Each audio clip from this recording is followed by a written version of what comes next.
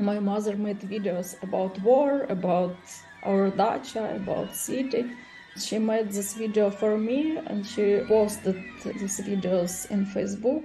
So we had connection like this. This is Voices of Ukraine, a podcast from Columbia University's Harriman Institute. I'm Masha Udentsova-Brenner, and the voice you just heard was award-winning Ukrainian documentary filmmaker Zoya Laktionova. She was one of our 2022-23 Harriman residents at Columbia University's Reed Hall in Paris. Zoya is a Mariupol native who lived in Kyiv for nearly 2 decades, until Russia's full-scale invasion displaced her in 2022. She started making documentaries 5 years ago to help her grapple with the war Russia started in 2014 and its impact on Mariupol, situated near the front line. Today, you'll hear her story. I was born in a family of workers. All my family worked at a metallurgical plant that's called Azovstal plant.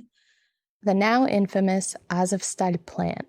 The same plant where the last and longest-lasting battle for Ukrainian control of Mariupol took place last year. Much of Zoya's childhood was spent at that plant. My mother was a construction crane operator, so when I was 5 years old, I first went up to this construction crane. Zoya's mother took her in the crane, and Zoya loved the exhilaration of floating above the city, the panorama of the plant and the industrial equipment unfolding below her.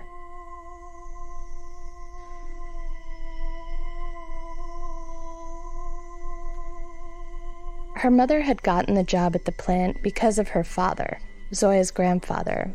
He'd worked there since World War II. After the Germans destroyed the city's industry and the Soviet authorities worked to rebuild it, forcibly relocating Zoya's grandfather from a central western Ukrainian village to help. Her grandfather, who couldn't serve in the war because he only had one eye, was shocked at his new life as an industrial laborer. Until then, he'd spent his time working in a forest. He was just hands for Soviet Union to rebuild cheap and fast industry. He ended up working for the plant his entire life. And Zoya has fond memories from there, and about her childhood in general. She says she felt close to her grandfather as a child. I have my storytelling talent because of fairy tales that he told me. He told her Ukrainian fairy tales, but even though he was a native Ukrainian speaker and spoke the language with her mother and grandmother, Zoya spoke to him only in Russian.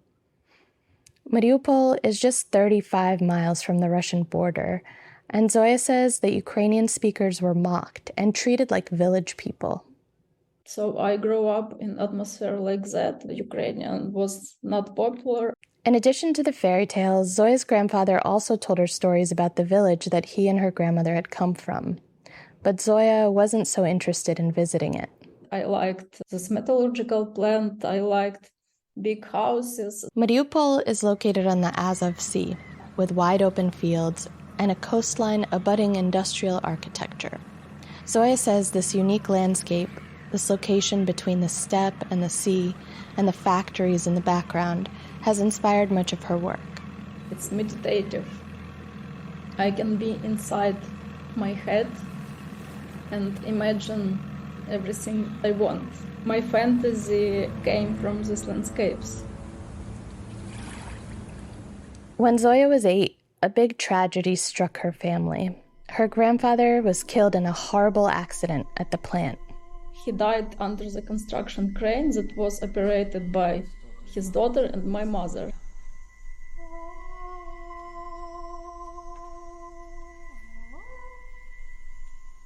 The freak accident wasn't her mother's fault, but it left a lasting mark. After that, my mother was in depression all her life because it was really big trauma for her. Zoya's grandfather's death cast a long shadow, and Zoya thought about it often throughout the rest of her childhood and adolescence. During this period, and throughout her young adulthood, Zoya says she felt distant from her mother, and from her father too, that they didn't have much in common. After high school, Zoya moved to Kyiv to attend university. She studied management and got a job in digital marketing. As a hobby, she loved to take photographs, and she made a lot of artsy friends. She also deepened her relationship with the Ukrainian language and culture. A relationship she'd started to cultivate while in high school, after reading some Ukrainian literature that really impressed her. In late 2013 and early 2014, Zoya participated in the Revolution of Dignity. It was an exciting time, but it put even more distance between Zoya and her parents, both of whom had absorbed the Russian propaganda about the revolution. But then, that spring, Russia illegally annexed Crimea and invaded Donbass, and suddenly, Zoya's parents found themselves living near the front line. Life became very stressful. Russian-backed separatists tried, unsuccessfully, to take over Mariupol. In 2015, our district was shelled by Russia. My father was injured by part of a missile. Zoya's father was injured by shrapnel while walking home from the supermarket. He had to spend a month and a half in the hospital, and the injuries bothered him for years to come. But still, Zoya's parents refused to leave their hometown. Their whole lives were there. During this period, Zoya's parents came to visit Kyiv and started to change their political attitudes, gradually understanding the truth about the war Russia had started. In 2016, Zoya gifted her mother a digital camera, and her mother used it to document the new reality in Mariupol. Reality is it looks the same, but you can hear sounds of war always near. So she filmed these fields, dacha, everyday life, dog, cat, father. We have snow today, look at this. And you can hear some shelling somewhere. Красота на даче. Снег лежит, не ступала нога человека. In this clip, Zoya's mom is filming the beautiful snow at the dacha, nearly untouched, except for a few animal tracks. Then she hears a missile.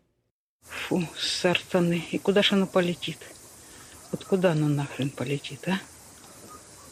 Аж сердце заболело. Satan, she says. Where's this one gonna go? Where the hell is this one gonna go? I'm getting heart pains already.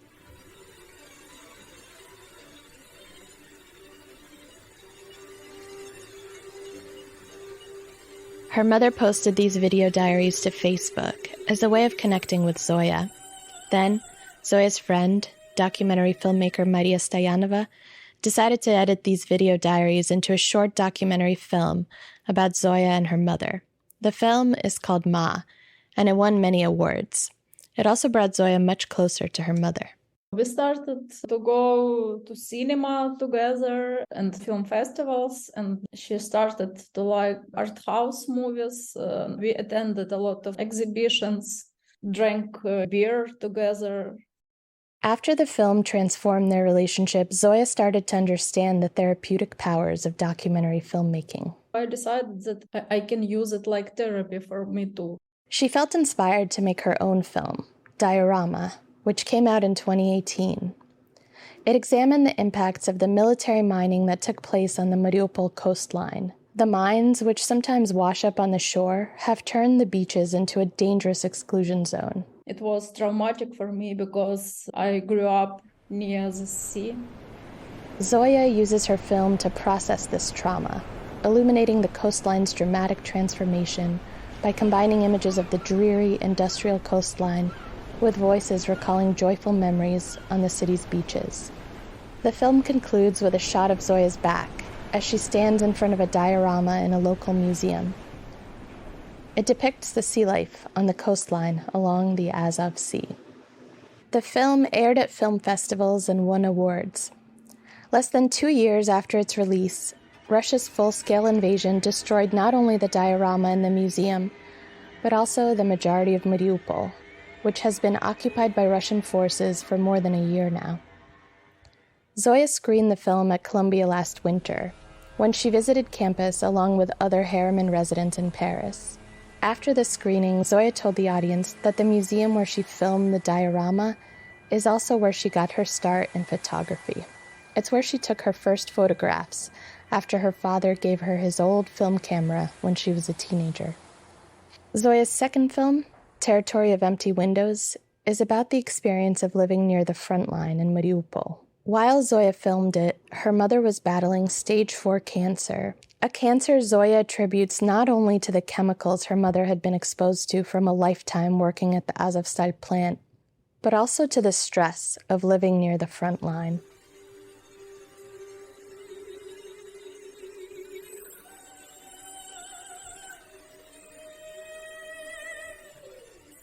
Her mother passed away in 2020, just as Zoya was wrapping up filming the project.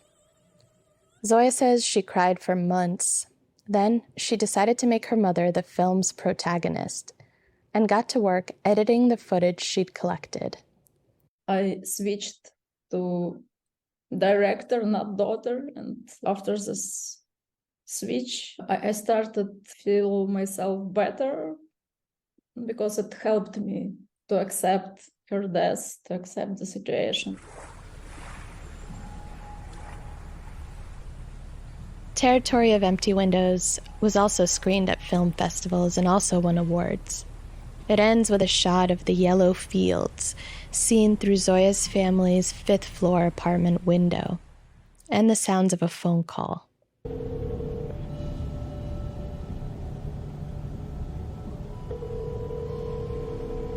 Алло. Алло, папа, привет. Ты помнишь номер могилки мамы? Ее одноклассница нашла меня в Фейсбуке, хочет сходить.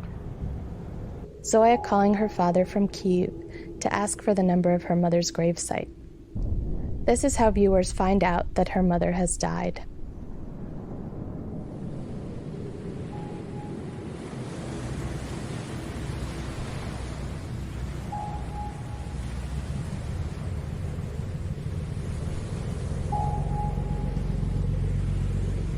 Less than 2 years after Zoya made the film, Russia launched its full-scale invasion of Ukraine, and Zoya evacuated from Kyiv.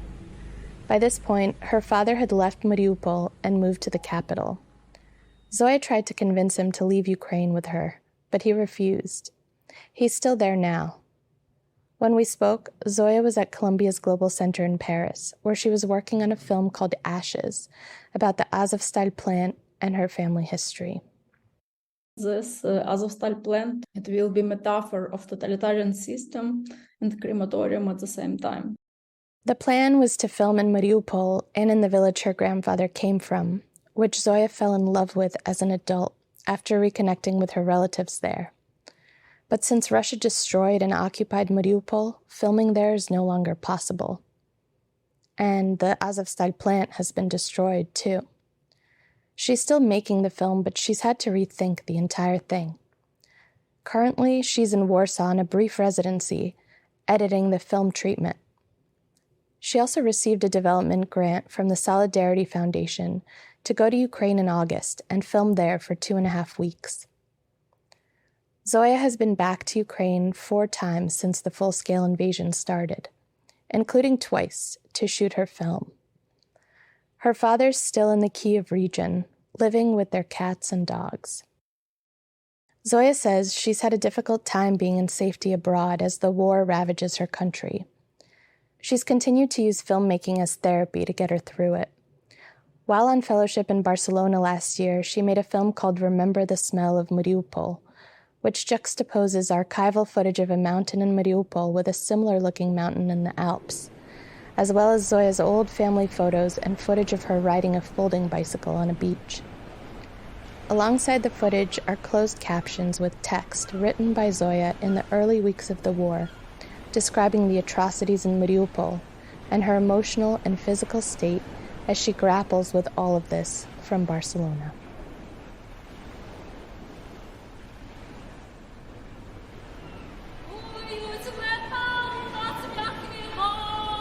Thank you for listening to Voices of Ukraine, a podcast from the Harriman Institute at Columbia University.